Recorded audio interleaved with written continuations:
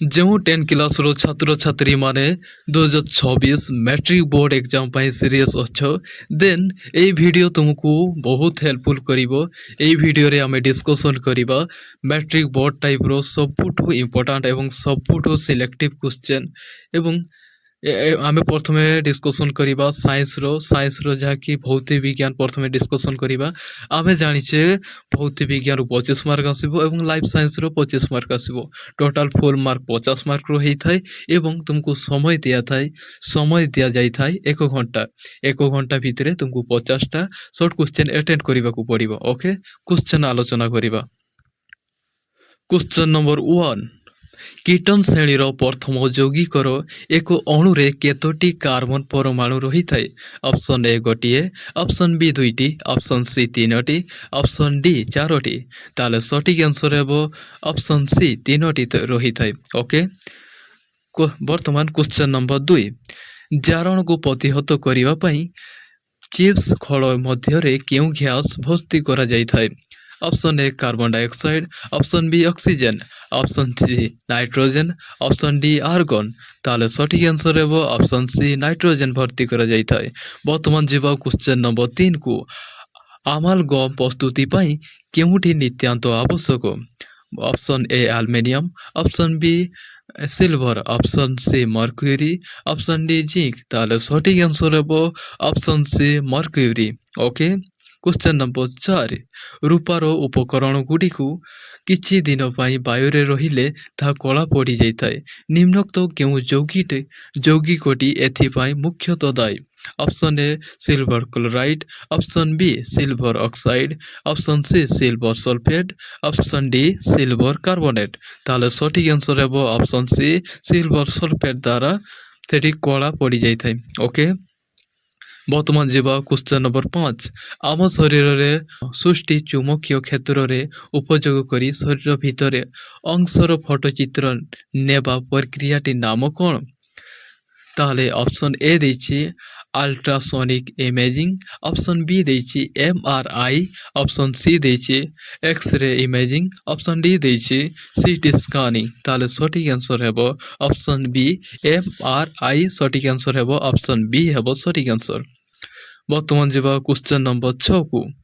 ପେଣ୍ଟନ୍ର କେତୋଟି ଶାଖା ଶୃଙ୍ଖଳଯୁକ୍ତ ଆଇସୋମର ସମ୍ଭବ? ଅପସନ୍ ଏ 2ଟି, ଅପସନ୍ ବି 3ଟି, ଅପସନ୍ ସି 4ଟି, ଅପସନ୍ ଡି 5ଟି। ତାହେଲେ ସଠିକ୍ ଆନ୍ସର ହେବ ଅପସନ୍ ଏ ହେବ ସଠିକ୍ ଆନ୍ସର 2ଟି। ଓକେ, ବର୍ତ୍ତମାନ ଯିବା କ୍ୱେଶ୍ଚନ୍ ନମ୍ବର 7, ନିମ୍ନୋକ୍ତ ପରମାଣୁମାନଙ୍କ ମଧ୍ୟରୁ କେଉଁଠି ଆକାର ବୃହତ୍ତମ? ତାହେଲେ ଅପସନ୍ ଏ sodium, option B aluminium, option C chlorine, option D oxygen. ତାହେଲେ କେଉଁଟା ପରମାଣୁ ମଧ୍ୟରୁ କେଉଁଟା ଆକାର ବୃହତ୍ତର? ମନେ ରଖିବ, ଅପସନ୍ ଏ ହେବ ସଠିକ୍ ଆନ୍ସର। ବର୍ତ୍ତମାନ ଯିବା କ୍ୱେଶ୍ଚନ୍ ନମ୍ବର 8, ବିଶୁଦ୍ଧ ଜଳ ମଧ୍ୟରେ କାର୍ବନ ଡାଇଅକ୍ସାଇଡ୍ ପ୍ରବେଶ କରାଇଲେ ଯେଉଁ ଦ୍ରବଣ ସୃଷ୍ଟି ହୁଏ ତାର pH ମୂଲ୍ୟ କି ପରିବର୍ତ୍ତନ ଘଟେ? ଅପସନ୍ ଏ ସ୍ଥିର ରହେ, ଅପସନ୍ ବି ବୃଦ୍ଧି ହୁଏ, ଅପସନ୍ ସି ହ୍ରାସ ହୁଏ, ଅପସନ୍ ଡି କିଛି ସମୟ ସ୍ଥିର ରହି ପରେ ବୃଦ୍ଧି ହୁଏ। ତାହେଲେ ସଠିକ୍ ଆନ୍ସର ହେବ ଅପସନ୍ ସି ହ୍ରାସ ହୁଏ। ଓକେ, କ୍ୱେଶ୍ଚନ୍ ନମ୍ବର 9, ଛାତ୍ରଟି କଳାପଟାରେ ଲେଖୁଥିବା ଅକ୍ଷରକୁ ସ୍ପଷ୍ଟ ଭାବରେ ଦେଖିପାରୁନାହିଁ, ତାହାକୁ ନିମ୍ନୋକ୍ତ କେଉଁ ଦୃଷ୍ଟିକୋଣ ହୋଇଛି?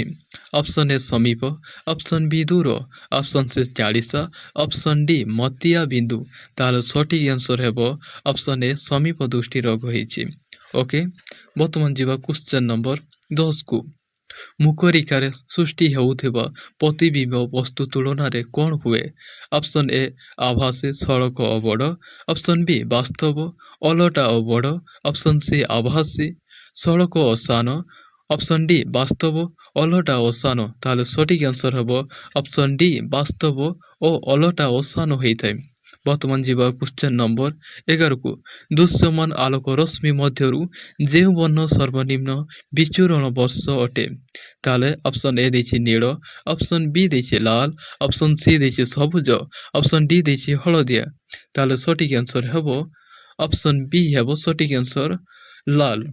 ବର୍ତ୍ତମାନ ଯିବା କ୍ୱେଶ୍ଚନ୍ ନମ୍ବର 12କୁ। ସ୍ପଷ୍ଟ ଦର୍ଶନର ନିମ୍ନତମ ଦୂରତା କେତେ? ଅପସନ୍ ଏ ଅନନ୍ତ, option B 25 centimetre, option C 15 centimetre, option D 30 centimetre. ତାହେଲେ କ୍ୱେଶ୍ଚନ୍ ନମ୍ବର 12ର ସଠିକ୍ ଆନ୍ସର ହେବ ଅପସନ୍ ବି 25 ସେଣ୍ଟିମିଟର। ବର୍ତ୍ତମାନ ଯିବା କ୍ୱେଶ୍ଚନ୍ ନମ୍ବର 13କୁ। ଟିଣ୍ଡାଲ ସିଦ୍ଧାନ୍ତ ସାଧାରଣତଃ କେଉଁଥିରେ ଲକ୍ଷ୍ୟ କରାଯାଏ? ତାହେଲେ ଅପସନ୍ ଏ ମିଶ୍ରଣ, ଅପସନ୍ ବି ଦ୍ରବଣ, option C colloid, option D ସସ୍ପେନସନ୍।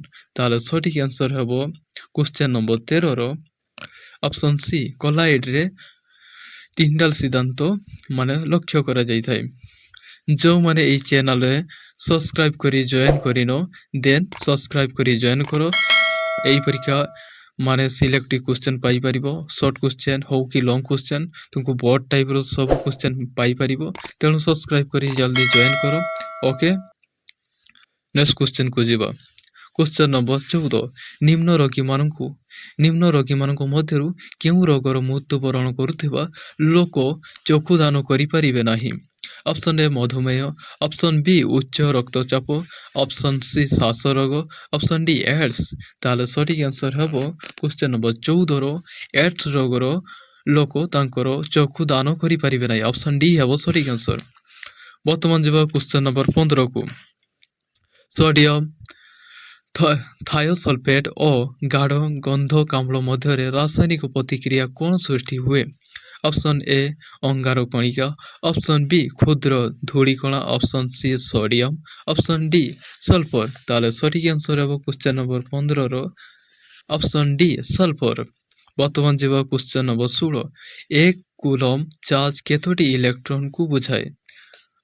Option A ଦେଇଛି 6.25 into 10 to power 18, option B ଦେଇଛି 1.6 into 10 to power 19, option C ଦେଇଛି 6.023 into 10 to power 23, option D ଦେଇଛି 2.6 into 10 to power 18। ତାହେଲେ ସଠିକ୍ ଆନ୍ସର ହେବ ଅପସନ୍ ଏ ହେବ ସଠିକ୍ ଆନ୍ସର ହେବ 6.25 into 10 to power 18 ସଠିକ୍ ଆନ୍ସର ହେବ। ବର୍ତ୍ତମାନ ଯିବା କ୍ୱେଶ୍ଚନ୍ ନମ୍ବର 17କୁ। ବିଦ୍ୟୁତ୍ ପରିପଥରେ ସଂକେତ କାହାକୁ ସୂଚାଇଥାଏ? ତାହେଲେ ବିଦ୍ୟୁତ୍ ପରିପଥର ସଂକେତ କାହାକୁ ସୂଚାଇଥାଏ? ଅପସନ୍ ଏ ଦେଇଛି ବ୍ୟାଟେରୀ, ଅପସନ୍ ବି ଦେଇଛି ପ୍ରତିରୋଧ, ଅପସନ୍ ସି ଦେଇଛି ପ୍ଲଗ୍ କି, ଅପସନ୍ ଡି ଦେଇଛି କୌଣସିଟି ନୁହେଁ। ତାହେଲେ କ୍ୱେଶ୍ଚନ୍ ନମ୍ବର 17ର ସଠିକ୍ ଆନ୍ସର ହେଉଛି ପ୍ଲଗ୍ କିକୁ ସୂଚାଇଥାଏ। ଦେଖ, ଆମେ ଏହି ପରୀକ୍ଷା ଅବଜେକ୍ଟିଭ କ୍ୱେଶ୍ଚନ୍ର ଯେଉଁ ଭୌତିକ ବିଜ୍ଞାନ ରହିଛି 25ଟା କରି 25ଟା କ୍ୱେଶ୍ଚନ୍ ଆସିବ, ଯାହାକି ଏଇଠୁ ଆମକୁ 3ଟା ସେଟ୍ ତିଆରି କରିବା, ଯାହାକି ତୁମେ ବେଟର କନଫର୍ମ ହେଇପାରିବ, ବେଟର ମାର୍କ ରଖିପାରିବ। ଦେଖ, ଆମେ ଅବଜେକ୍ଟିଭ କ୍ୱେଶ୍ଚନ୍ରେ ଗୋଟେ ସେଟ୍ ନେଇକରି ଆମେ କ'ଣ କନଫର୍ମ ହେଇପାରିବା ନାହିଁ କି ଯାହା ଦେଉଛେ 25ଟା ପଡ଼ିବ। ଆଉ ଯଦି 3ଟା ସେଟ୍ ଦେବା ଦେନ୍ ବେଟର ଆସିପାରିବ, ବେଟର ମାର୍କ ଆସିବ। ଏହା ମୁଁ ଆପଣଙ୍କୁ ସିଓର କହିପାରିବି। ଓକେ, ବୁଝୁଛି। ବର୍ତ୍ତମାନ ଯିବା କ୍ୱେଶ୍ଚନ୍ ନମ୍ବର 18କୁ। ବିଦ୍ୟୁତ ଲାଇନ୍ର ଓମ୍ ପ୍ରତିରୋଧ ଗୋଟିଏ ହିଟର ଲାଗିଲେ ପ୍ରତିହିତ ବିଦ୍ୟୁତ୍ ଶକ୍ତିର ପରିମାଣ ହେଉଛି ଡ୍ୟାସ୍। ତାହେଲେ ଅପସନ୍ ଏ ଦେଇଛି 220 ଏମ୍ପିୟର, ଅପସନ୍ ବି ଦେଇଛି 110 ଏମ୍ପିୟର, ଅପସନ୍ ସି ଦେଇଛି 200 ଏମ୍ପିୟର, ଅପସନ୍ ଡି ଦେଇଛି 2 ଏମ୍ପିୟର। ତାହେଲେ ସଠିକ୍ ଆନ୍ସର ହେବ 18 ନମ୍ବର 2 ଏମ୍ପିୟର ହେବ। ଓକେ, ବର୍ତ୍ତମାନ ଯିବା କ୍ୱେଶ୍ଚନ୍ ନମ୍ବର 19କୁ। ବିଶିଷ୍ଟ ପ୍ରତିରୋଧର ଏକକ ହେଉଛି ଡ୍ୟାସ୍। ତାହେଲେ ବିଶିଷ୍ଟ ପ୍ରତିରୋଧର ଏକକ କ'ଣ ବୋଲି କହିଛି? Option A ohm metre, option B ohm metre, option C ଦେଇଛି ohm metre inverse, option D ଦେଇଛି ଓମ୍ ମିଟର ସ୍କୋୟାର। ତାହେଲେ ସଠିକ୍ ଆନ୍ସର ହେବ କ୍ୱେଶ୍ଚନ୍ ନମ୍ବର 19ର ଅପସନ୍ ଏ ଓମ୍ ମିଟର ହେବ। ଓକେ, ବର୍ତ୍ତମାନ ଯିବା କ୍ୱେଶ୍ଚନ୍ ନମ୍ବର 20କୁ। ଚିତ୍ରତ ପ୍ରତିରୋଧର ସମୂହ ପ୍ରତିରୋଧ ନିର୍ଣ୍ଣୟ କର।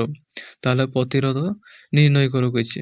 ତାହେଲେ ଅପସନ୍ ଏ ଦେଇଛି 1 ଓମ୍, ଅପସନ୍ ବି ଦେଇଛି 2 ଓମ୍, ଅପସନ୍ ସି ଦେଇଛି 3 ଓମ୍, ଅପସନ୍ ଡି ଦେଇଛି 4 ଓମ୍। ତାହେଲେ କ୍ୱେଶ୍ଚନ୍ ନମ୍ବର 20ର ସଠିକ୍ ଆନ୍ସର ହେବ 1 ଓମ୍। ଅପସନ୍ ଏ ହେବ ସଠିକ୍ ଆନ୍ସର। ବର୍ତ୍ତମାନ ଯିବା କ୍ୱେଶ୍ଚନ୍ ନମ୍ବର 21। ବିଦ୍ୟୁତ୍ ପରିପଥରେ ଫ୍ୟୁଜ୍କୁ କିପରି ସଂଯୋଗ କରାଯାଏ? ଅପସନ୍ ଏ ସମାନ୍ତର, ଅପସନ୍ ବି ପଂକ୍ତି, ଅପସନ୍ ସି ଏକାନ୍ତର, ଅପସନ୍ ଡି ଦ୍ୱିତର। ତାହେଲେ ସଠିକ୍ ଆନ୍ସର ହେବ କ୍ୱେଶ୍ଚନ୍ ନମ୍ବର 21ର ଅପସନ୍ ବି ପଂକ୍ତିରେ ସଂଯୋଗ କରାଯାଏ। ବର୍ତ୍ତମାନ ଯିବା କ୍ୱେଶ୍ଚନ୍ ନମ୍ବର 22 ଭାରତରେ ମିଳୁଥିବା ପ୍ରତ୍ୟାବର୍ତ୍ତୀ ବିଦ୍ୟୁତ ପ୍ରତି କେତେ ସେକେଣ୍ଡ ତାର ଦିଗ ବଦଳାଇଥାଏ?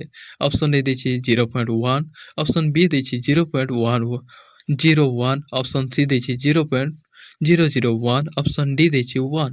ତାହେଲେ କ୍ୱେଶ୍ଚନ୍ ନମ୍ବର 22ର ସଠିକ୍ ଆନ୍ସର ହେବ ଅପସନ୍ ବି 0.01। ଓକେ, ବର୍ତ୍ତମାନ ଯିବା କ୍ୱେଶ୍ଚନ୍ ନମ୍ବର 23 ଏକ ସରଳ ପରିବାହୀ ବିଦ୍ୟୁତ ପ୍ରବାହ ଯୋଗୁଁ ସୃଷ୍ଟି ହେଉଥିବା ଚୁମ୍ବକ କ୍ଷେତ୍ରର ଦିଗ ନିୟମ ଦ୍ୱାରା ଜଣାଯାଏ ହେଲା। ଅପସନ୍ ଏ ଫ୍ଲେମିଙ୍କ ବାମହସ୍ତ ନିୟମ, ଅପସନ୍ ବି ଦକ୍ଷିଣ ହସ୍ତ ବୁଧା ଆଙ୍ଗୁଳି ନିୟମ, ଅପସନ୍ ସି ଫ୍ଲେମିଙ୍କ ଦକ୍ଷିଣ ହସ୍ତ ନିୟମ, ଅପସନ୍ ଡି ଅମ୍ପଙ୍କ ନିୟମ। ତାହେଲେ ସଠିକ୍ ଆନ୍ସର ହେବ କ୍ୱେଶ୍ଚନ୍ ନମ୍ବର 23ର ସଠିକ୍ ଆନ୍ସର ହେବ ଅପସନ୍ ବି ଦକ୍ଷିଣ ହସ୍ତ ବୁଧା ଆଙ୍ଗୁଳି ନିୟମ ଦ୍ୱାରା ସୂଚାଯାଇଥାଏ। ଓକେ, ବର୍ତ୍ତମାନ ଯିବା କ୍ୱେଶ୍ଚନ୍ ନମ୍ବର 24କୁ ବିଦ୍ୟୁତ ପରିବାହୀ ସୋଲେନଏଡ୍ ମଧ୍ୟରେ କୋମଳ ଲୁହା ଖଣ୍ଡ ପ୍ରବେଶ କରାଇଲେ କ'ଣ ହୁଏ? ତାହେଲେ ଅପସନ୍ ଏ ଚୁମ୍ବକ କ୍ଷେତ୍ରରେ ତୀବ୍ରତା ବୃଦ୍ଧି ପାଏ, ଅପସନ୍ ବି ଚୁମ୍ବକ କ୍ଷେତ୍ରରେ ତୀବ୍ରତା ହ୍ରାସ ପାଏ, ଅପସନ୍ ସି ଚୁମ୍ବକ କ୍ଷେତ୍ରରେ ତୀବ୍ରତା ସମାନ ରହେ, ଅପସନ୍ ଡି କେହି ବି ନୁହେଁ। ତାହେଲେ ଅପସନ୍ ଏ ଚୁମ୍ବକ କ୍ଷେତ୍ରରେ ତୀବ୍ରତା ବୃଦ୍ଧି ପାଏ। ବର୍ତ୍ତମାନ ଯିବା କ୍ୱେଶ୍ଚନ୍ ନମ୍ବର 25 ମୋଟରର ଘୂର୍ଣ୍ଣନ ବେଗ କାହା ଉପରେ ନିର୍ଭର କରେ ନାହିଁ? ତାହେଲେ ଅପସନ୍ ଏ ଦେଇଛି ବିଦ୍ୟୁତ ପ୍ରବାହ, ଅପସନ୍ ବି ଦେଇଛି ବିଦ୍ୟୁତ ପ୍ରବାହ ଦିଗ, ଅପସନ୍ ସି ଦେଇଛି ଆର୍ମେଚରର ତାର ଘେର ସଂଖ୍ୟା, ଅପସନ୍ ଡି ଦେଇଛି ଚୁମ୍ବକ କ୍ଷେତ୍ରରେ ତୀବ୍ରତା। ତାହେଲେ କ୍ୱେଶ୍ଚନ୍ ନମ୍ବର 25ର ସଠିକ୍ ଆନ୍ସର ହେବ ଅପସନ୍ ବି ବିଦ୍ୟୁତ ପ୍ରବାହ ଦିଗ ନିର୍ଭର କରେ ନାହିଁ। ଓକେ, ଏହା ଥିଲା ତୁମର 25ଟି ସିଲେକ୍ଟିଭ୍ ସବୁଠୁ ଇମ୍ପୋର୍ଟାଣ୍ଟ। ଏହି ପରୀକ୍ଷା ଆଉ 2ଟା ସେଟ୍ ମିଳିବ, ତେଣୁ ପ୍ରାକ୍ଟିସ୍ କର, ଏସବୁ ପ୍ରାକ୍ଟିସ୍ କର। ଓକେ, ଧନ୍ୟବାଦ।